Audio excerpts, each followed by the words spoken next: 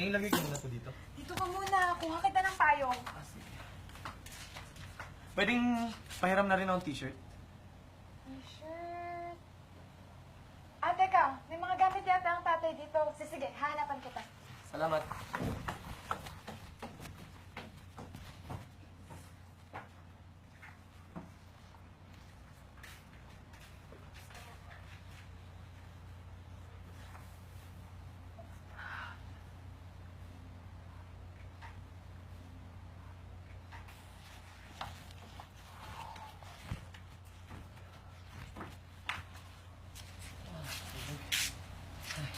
Suot mo muna yan. At ito yung payong mo. Bilisan mo, umuwi ka na. Pwedeng dito muna ako. Buong araw kasi tayo nagtrabaho eh. Gusto naman kita makasama. Umalis ka na, sabi. Hindi pa ako nagluluto. Kapag naabutan ako dito ni nanay, tapos wala pa kaming hapunan, lagot na naman ako. Gusto mo tulungan na kita? Masarap ako magluto. Umalis ka na, sabi, Cardi. Oo na. Sige na. Tutulungan na nga kita eh. Umalis ka na, sige na. Masarap magluto boyfriend mo. Tara na. Baka may makarinig sa'yo dito. Umalis ka na, sige na. Magluto na tayo. Umalis ka na. Magluto na tayo. Sige na. Magluto na tayo. Sinasabi ko na nga ba, may nangyayari na sa inyong dalawa eh.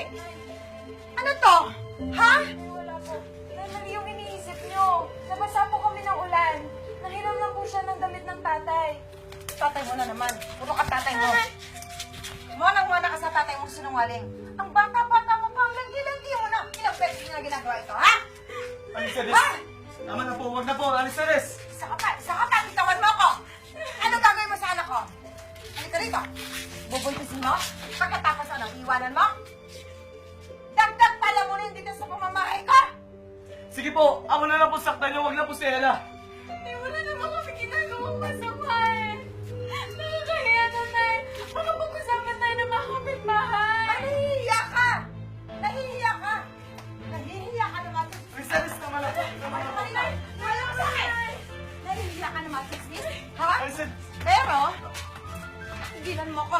Nahihiya ka naman, Chismis? Ha? Pero yung kalokohan mo, hindi mo ikinahihiya? Diyan ka. Isa ka pa, isa ka pa. Magsama kayong dalawang baboy! Lumayas ka rito, hindi kita kailangan! Doon ka sa tatay mo! Baboy kayo!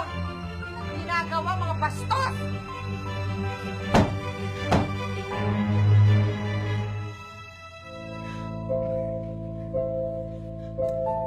Alisaris!